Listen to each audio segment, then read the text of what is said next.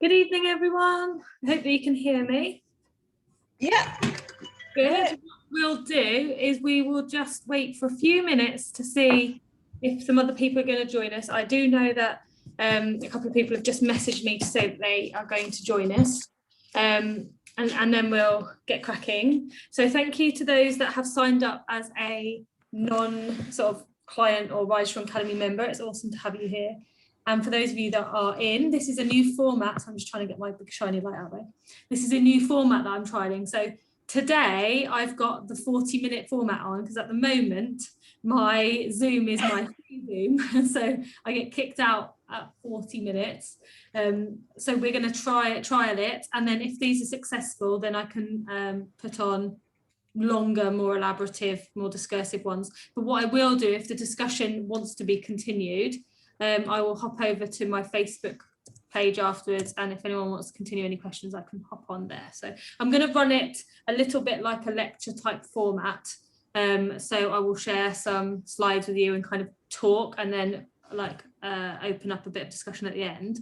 But because we are sort of time bound, like I've said for this one, because what I didn't want to do, I looked into the, obviously I'm happy to invest in things if it benefits you.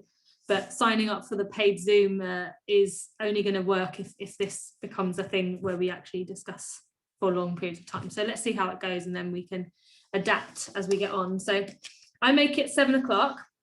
So welcome to you all. Like I said, what I'm going to do, if you do have any questions or comments as we go along, feel free to put them in the chat. I am going to run it a bit more like a lecture in the fact that if we stop to discuss every point, we'll never make the 40 minutes. And so I would like to impart what I think over to you and then open up the floor. And like I've said, if you didn't catch me at the beginning, if you want to continue the discussion, I'll hop over onto the Facebook group, hop on live, and we can chat over there. And I've put the link to the free Facebook group. So if you're not a member, you can just add yourself in quickly. So I think now I've got myself very used to Teams. So let's see how Zoom goes. If I share this, can you see my PowerPoints? Yes. Yes. Yeah. So I just want to say, well, first of all, I've talked a lot today. So apologies if I start stumbling over my words.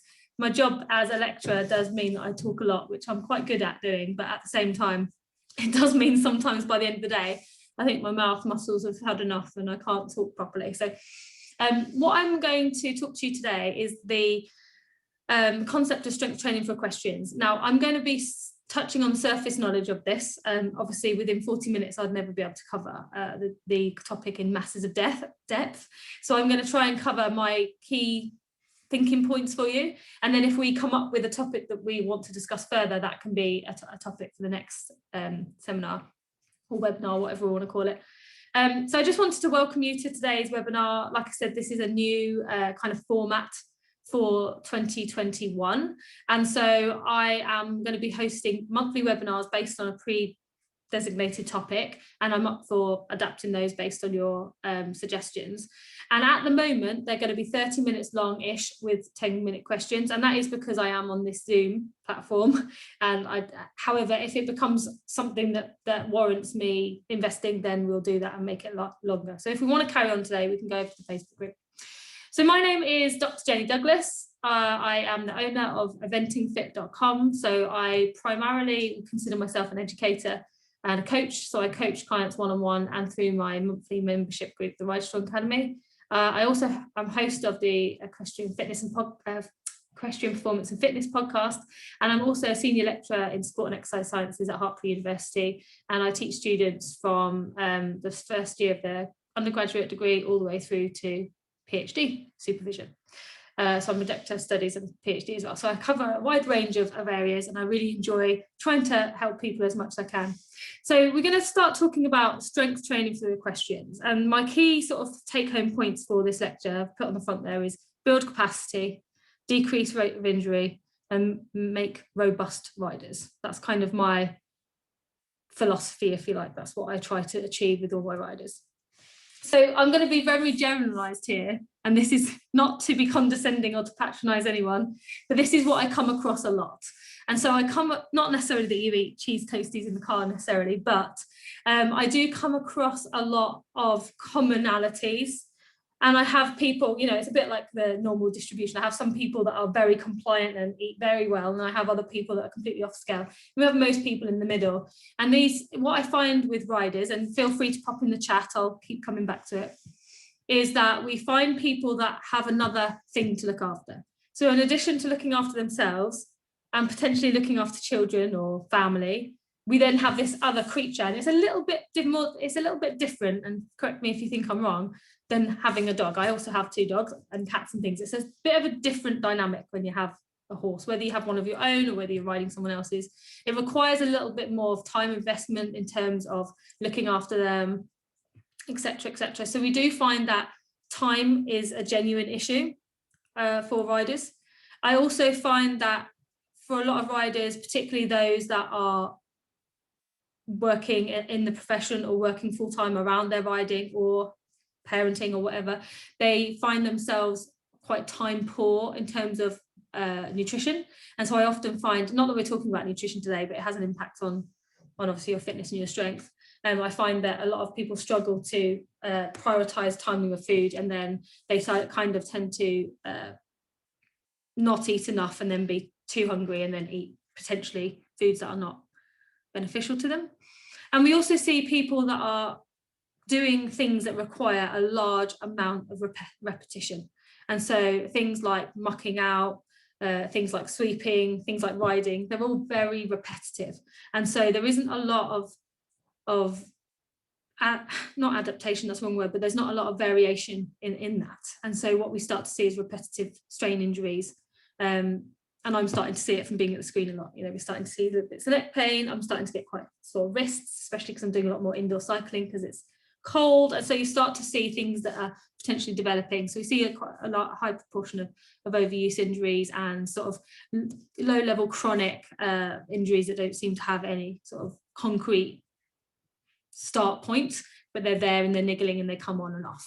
And we tend to see those around the shoulders, around the lower back, upper back, and hip flexors and those sorts of areas where we start to see some potential red flags.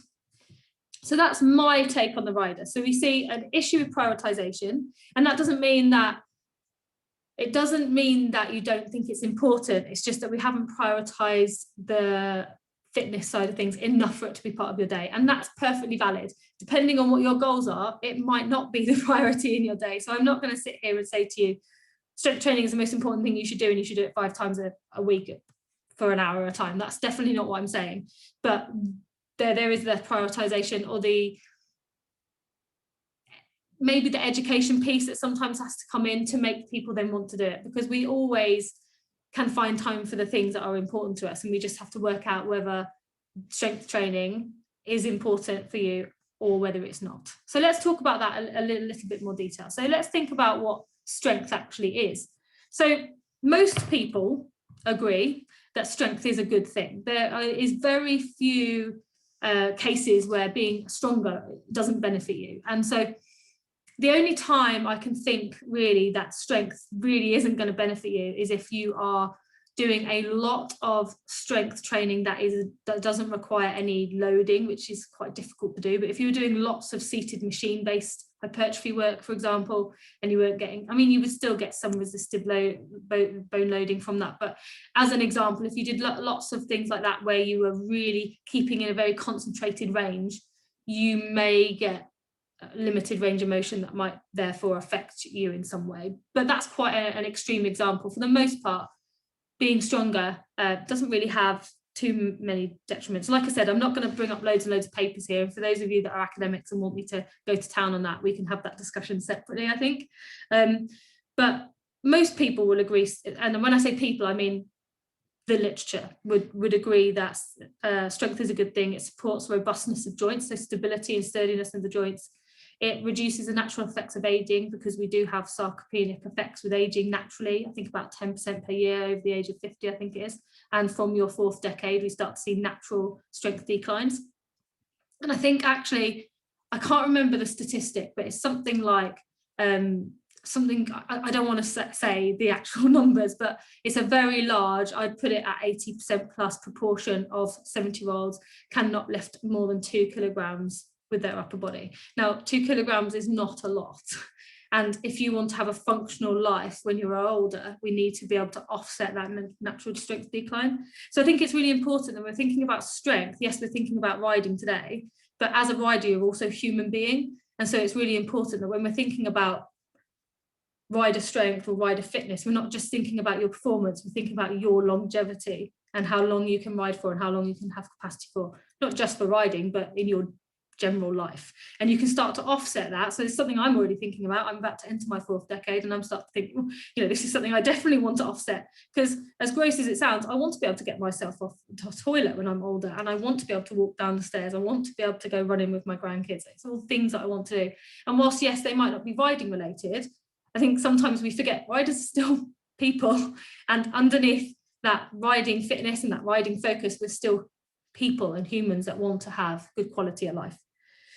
It can also obviously improve your performance, which is what we're talking about today. But what actually is strength? Okay, so we think about strength, and I don't know what comes to mind, but people typically think of muscles and stiffness, and that's not necessarily the case. There's lots of different definitions of what strength is in the literature. And if we go really crudely, some of it can be the state or quality or the property of being strong. Well, that's vague in its own right, isn't it? And then strength can be the ability to create muscular tension. Well, you can create muscular tension at very low amplitudes. So therefore, when we're talking about strength, I mean, obviously, when somebody has the ability to output more force development, we would consider them to be stronger. But then what about somebody that can sustain low amplitude strength for long periods of time? Are they strong as well? So it becomes quite a, you know, when we're thinking about strength, I think we have to think about ability. And I really like, this is not a scientific definition, but what I really liked was this definition of ability. And being strong is having the ability in life or for whatever you need to achieve. So for me, for your riders, your strength is having the ability to perform at the capacity that you need to. So when I'm thinking about strength, I'm not necessarily thinking about getting you as strong as you physically can be in terms of let's lift double body weight or let's do 25 pull-ups. I'm not trying to get you to be the strongest version of yourself. I'm trying to get you to be the most able athlete in the most robust way. And we'll talk about robustness as we come back to the end of this lecture, but strength training can incorporate large amounts of things. And actually, you know, if you look at the lady on the top who's an Olympic lifter, in terms of strength, she can probably lift in terms of force development far more than the lady on the bottom right. So hypertrophy and muscular look has nothing to do, or, well, it has something to do. I'm sure the lady on the bottom right is quite strong, but the look or the aesthetic of someone is not necessarily correlated with their strength. And so that's very important when I'm your coach as well, because I think a lot of people confuse performance with aesthetic. And so sometimes you can perform very efficiently without looking any different. And I think that's important, because when people start their rider fitness journey, they say they want to get fit to ride, and then they'll get upset that they haven't lost any body fat or they're not seeing any definition. And I'm like, okay, but is that what we're aiming for? Because they're very different. They can be done together, but they're different. And I think it's just important that we think about, you know, are we improving performance or are we improving a bit of aesthetic? And naturally, as you improve performance, the aesthetic piece generally does come. But strength training, and I actually asked, so I teach some strength conditioning, and I actually asked a group of strength conditioning students what they thought strength training was. And they came up with all sorts of bizarre answers. And then I asked them whether they thought yoga and Pilates counted as strength training. And they said no, because you're not lifting anything. And then I said, but you're creating muscular resistance. So is that not a resistance training in some way? So as far as I'm concerned, strength training doesn't necessarily mean, oh, Jenni's talking about strength, here we go. She wants us to lift 70 kilos above our head. That's not the only measure of strength to me. Strength training to me is anything that creates an adaptation via resistance, whether that's your body weight or otherwise. Because if you look at lots of athletes that perform calisthenics or body weight, many of them are very strong and they don't necessarily do that, but well, obviously they would lift weights, but they are able to move their own body weight as resistance and produce a lot of force, and they would be strong as well. So for me, strength training can be increasing robustness via a better mobility or flexibility program. Strength training can be creating muscular endurance via some sort of resistance-based calisthenic, yoga, Pilates, that sort of thing. Strength training can also be physically manipulating weights to create adaptation. So I think it's really important that when you're thinking about strength training the rider, it doesn't always have to be what you're seeing in front of you here with a lady lifting a lot of weights and then creating a huge amount of hypertrophy. So I think that we just need to make sure that we're not creating this myth around, you know, that we have to lift heavy for it to be strength training. And then obviously the title of the lecture is Strength Training for the Rider, or thereabouts. So that then makes me get you to want to think about, well, what is training then? Because for me, one of the things that goes a bit wrong is this training versus exercise approach. And so this is why I created the Rise Strong Academy, and this is why I coach riders, because I very much promote the training ethos over the exercise ethos. Now, I think it's fair to say that most people will agree that exercise of some capacity is good and that exercise is better than nothing. So the World Health Organization promotes that adults should do approximately, and this is really vague, it's the most vague number of all time, but 150 to 300 minutes of moderate intensity exercise, or 75 to 150 minutes of vigorous exercise, or a combination of the two, which is why I'm always saying get your steps in or do some sort of movement every day. But that we should be doing compound or major muscle movement training at least 2 times a week. And that some exercise is better than none, and that when we're doing training, we should apply the FIT principle. So that's basically frequency, intensity, time, and type. So what we're saying is basically start off slow, build and progress, because some people will, you know, that's it. And I actually do quite like the body coach and the Joe Wicks, but he'll start doing, right, that's it, I'm off to do 25 pull-ups, and I'm like, well, hold on, not everybody can do that. And not everybody can start that aggressively. So I think it's just important that, you know, we start steady and we build on it. And that's your most basic concept of periodization. And then older adults over 65 basically need to do the same. So same amount of conditioning and the same amount of strength training. But in addition, they should add a 3rd day of strength training and proprioceptive and balance exercises to offset both sarcopenic and proprioceptive losses that come with aging. So in fact, my older clients should, in theory, be adding more strength and balance training than my younger clients, because it's more important to their longevity and health of their life overall. And this is why I bang on about it all the time. So exercise, for the sake of a definition, is one effort or an effort that doesn't have a goal. So whilst, like, I think it's really important that I keep reiterating to you that something is better than nothing. It's always important to consider daily activity, and movement and enjoying it is more important than sticking to a rigid structured training program that you hate. So you definitely need to have that psychological, physiological benefit and that balance between the two. But exercise itself, and what I mean by exercise is doing something. So if you just click YouTube and do a 30-minute exercise here and a 30-minute exercise there, and there's no structure to it, you're not going to get any adaptation or progression from it, but you are going to get the benefits of being a regular exerciser, both physiologically and mentally. So something better than nothing, but there's going to be a point where you're not really seeing much adaptation unless you follow something particularly extreme. Training is when we are repeating physical activity with a longer term goal in mind. So there's a progressive component to it, and you probably will repeat the same thing over and over again to see that training adaptation. And this is where we are eliciting a moderate and more stress adaptation to, you know, somewhat cause some micro damage that will promote adaptation in a more progressive and systemic way. So I always will promote a training effect over a random exercise approach. That said, some days I have days where I'm like, I want to do an Apple Fitness dance video, off I go. And some days I'll be like, I want to do a Joe Wicks and I don't want to think about training today, and off I go. So I think it's about having the balance between the two. But for you, if you want to see progression with your riding fitness, improvement, robustness around your joints and decreasing risk of injury and generally having quality of life, then I would always encourage you to take a training approach, and therefore you're following something systematic rather than just dotting in and out of programs here, there and everywhere. So let's think about the benefits of strength training then.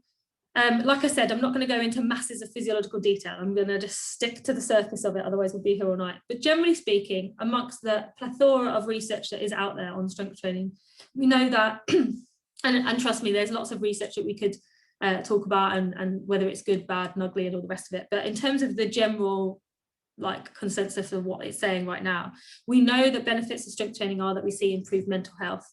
It can help with osteoarthritis. It can improve sleep quality and sleep duration. It helps to preserve bone density in athletes that are coming out of disordered eating patterns, in athletes that are non-weight bearing, such as potentially horse riding, swimming.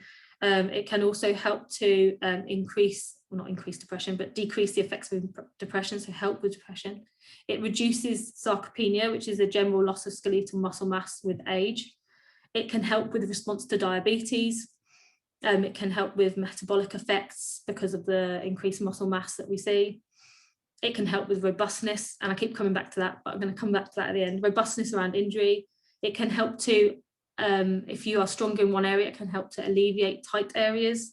It can increase cognition, neuromuscular proprioception. It can actually support menopausal adaptations, which is something I'm particularly interested in. It can help people that have maybe neurological disorders, fibromyalgia, cerebral palsy. It can help with supporting fat loss and body recomposition, improves asymmetry in sports that are particularly asymmetric, and decrease blood pressure. So strength training, even if you're not a rider, is something that I would encourage everybody to do a minimum of twice a week. For riders, however, it has, in addition to all of those things, it has enhanced benefits, and there isn't a huge amount of research on this, and we'll come to a research piece in a minute. So a lot of it is common sense and applying what we know to our own sport. And there is quite a large body. I say there's not research, and then I'm saying there is a large body, so I'm being contentious with myself, but there's dots of research that haven't been linked by anybody yet, or what we are trying to, but there's bits that kind of interconnect, which in the sporting world we see it a bit more cohesively, whereas with our equestrian research we need to just piece it together a little bit more. But generally speaking, when you're riding a horse, it's very difficult to dissociate from that dyad. So it's very difficult to just concentrate on yourself, because you have a direct effect of what's happening underneath you. So when you're doing your strength training, you can actually focus on your strengths and weaknesses without having the horse underneath you. So you don't have to worry that what you're doing is therefore affecting the horse underneath you.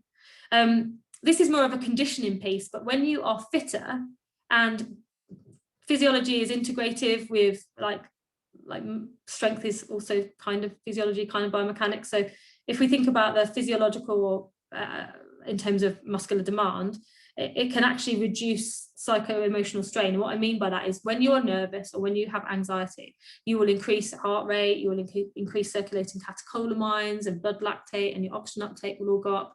And so therefore it's more physically stressful.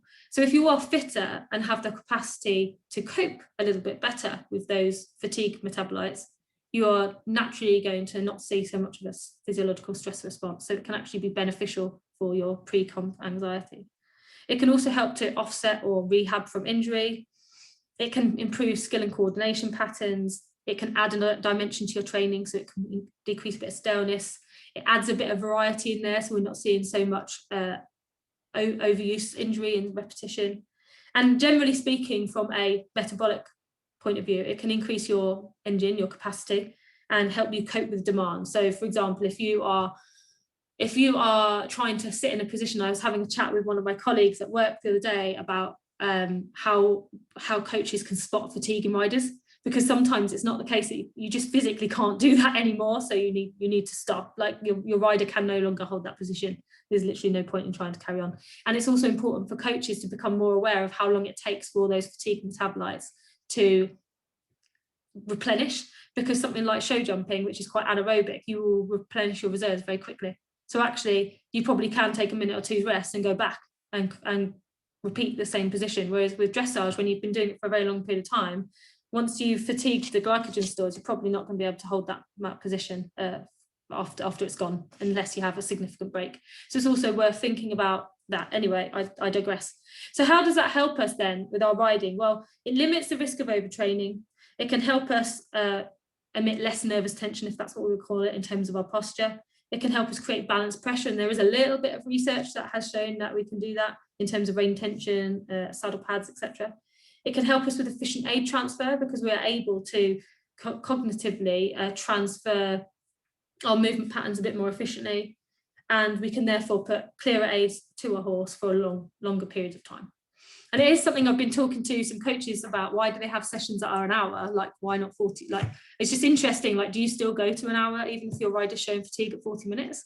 Or do you stop there and do something else? It's just an interesting conversation to have, because there's definitely, if you've done, and it's an important thing for me to talk about with my riders as well, because if you do your riding straight into a weight session, or your weight session straight into a riding, you might need to have a little bit of a break, or be thinking about that dynamic as well. So research, goodness me, we could sit here all day and talk about research. So I can't really précis everything that's been done. And for those of you that have followed me for a while, you'll know that we're starting to see some emerging science coming out on riders. But some things that we do know is that there does appear to be some isometric strength differences between advanced and our novice counterpart riders. Not really rocket science, but at least we get to put it in paper. We will also there's some more recent research that's coming out that suggests that elite riders have a higher muscle activity and higher core activity compared to their novice counterparts, and they are able to contralaterally activate and have a little bit more independence over their muscle activation and align their center of gravity over that of the horse. That said, that's quite new research, and there are some limitations in the methodology, and the fact that the non-elite riders were riding the same horse and the elite riders were riding their own horses. So you have to kind of, I don't know that I would take too much at this stage. I would just read it and be like, okay, that's interesting. There was some research in the Journal of Strength Conditioning on stirrup length and force attenuation, and these ones I do find interesting, because they are suggesting that riders actually are getting lower back pain because they don't have the ability to attenuate force properly, and therefore their strength and conditioning coaches should be showing them movement dynamics that allow them to absorb force on landing mechanics through the ankles, knees and hips, so that they are having less pressure on the lower back. Hence why I get you doing power drop drops, single leg drops, jump drops, squat jumps, all the things that I'm sure that you hate. So there's a reason for those. So your strength training component isn't just about building strength, it's about having the ability, and I come back to that ability. It's about having that neuromuscular, because it is strength, but it's that neuromuscular proprioceptive awareness around your joints that we're trying to improve. And then there's also some research that came out last year on hip abduction and knee flexion related to lower back pain in riders, and they were also suggesting that this can become through riders not having the proper ability to attenuate force, and then instead of being able to attenuate the force through a good motor pattern, they're then having to grip on and getting tight in certain areas, which is then causing low back pain. So we're sort of seeing a similar pattern, that actually, particularly for jumping sports, that ability to absorb and learn how to absorb force appropriately is important, which you'll start to see in some of my programming as well. So there's more than that, way more, but I'll be here all night. So, I'm going to try to start reviewing a bit more research on my podcast. So hopefully that will help. But the key areas, I don't want it to suddenly cut me off, but if it does, we'll go over to the Facebook group. But the key areas I often hear about is core. Everyone wants core stability. And I think it's really important. And actually Jill shared some work with me the other week, I think it was last week or a couple of days ago, that I put on my Instagram page, because you can train core in so many ways, and core stability, core strength, there's so much like divergence on, it adapts, the research adapts over what those, the terminology actually means. But I think when I'm thinking about core, I'm thinking about transfer of energy, if you like, through your trunk, whether that be your pelvic floor, your trunk, your diaphragm, your lower back, all of it, from your appendages, and how we do that efficiently, keeping your center of gravity in one place. And so for me, core has a 3-phase approach in all my programming.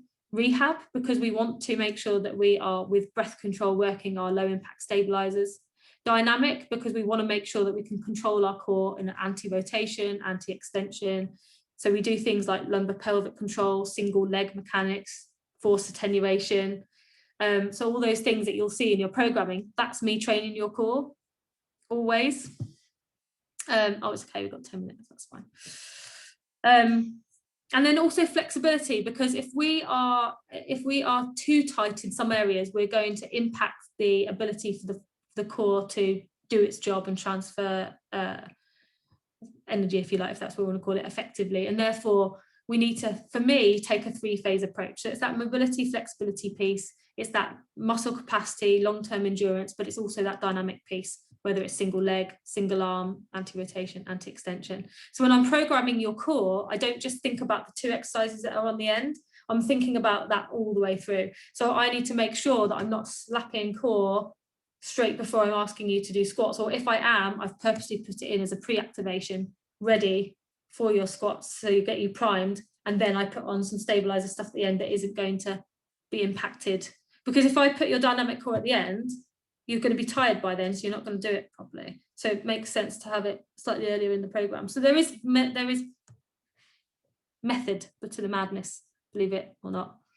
And then with hip flexors, this is another one I get, and there's lots of contentious information on hip flexors, and I think, you know, hip flexors and adductors and the hip complex in general gets a really bad rap. And for me, the area I see that is weakness the most is the general posterior chain in general, so the whole back of your body, specifically focusing on the areas that are controlling the hinge mechanics, so that lumbosacral sort of stability, if that's what we want to call it. And typically tight hip flexors and weak glutes are identified by having twinging in the knees, weak ankles and feet. So if you roll your ankles quite a lot, or you find yourself getting weak in the ankles, which I don't know about you, but I rode at the weekend for the first time in a while, and my ankles felt a little sore afterwards, I won't lie.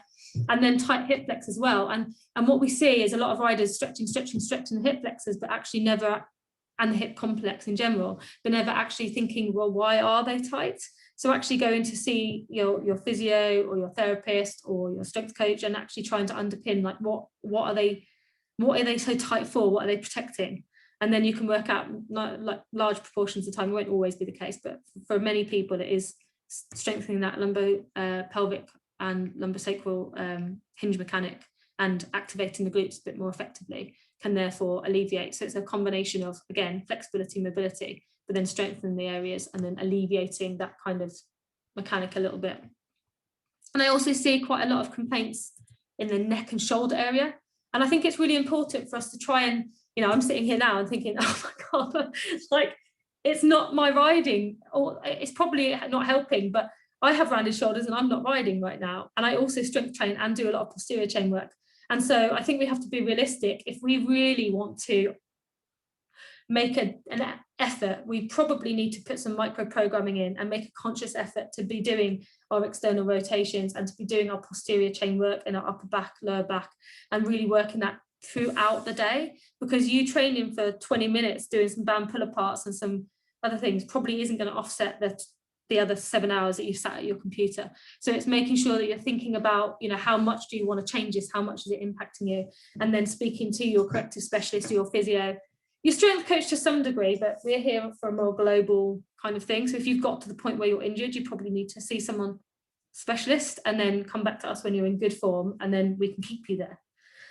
Like that's the job of us. And I think it's really important that we don't muddle the water too much between the roles of the two. We are very much here to keep you robust, but once you've got to the point where you've lost that robustness, you probably need to speak to somebody that can help you out clinically. So they're the things that I see the most. So for me, it's about improving your capacity, about improving your muscular capacity to hold those positions for long periods of time, so that when you ride, you're able to ride without fatigue. Now, inevitably, as you start a new strength training cycle, or as you start to lift more, you might actually see your riding decrease a little bit at first. And so that's why it's important that we manipulate, if you work with me one-on-one at least, if you're competing and very seriously competing, that we manipulate your training around that, so that you're not seeing too much effect, and then we can deload you appropriately. If you're riding very generally for leisure, then we don't need to worry about it as much. You might just decide that you're gonna have 2 days off before you do your big lesson or whatever it is, but we can think about that in your programming as we go along. So those are things that we need to be aware of. But developing robustness for me is developing an athlete that is healthy, both psychologically in mind and physiologically in their body. Somebody that is able to move efficiently, somebody that has not necessarily an equal measure of strength, but a measure of strength in the areas that are typically weak, so posterior chain, and that they're able to attenuate force effectively, so that when you get on your horse, you're able to effectively, you know, just get yourself into position, not because I've done anything magic by getting you to kneel in a swivel and pretend that you're whipping the pony and like doing all sorts of roly-polies, but by actually just having an efficient movement pattern that will naturally progress when you're riding the horse. So that's my take on strength training for the rider. So I think at this point, if I unshare my screen, I know that's a bit of a whistle-stop tour. Ooh, where have you gone? There we go. Stop share. I know that's a bit of a whistle-stop tour, and I've kind of gone for it there.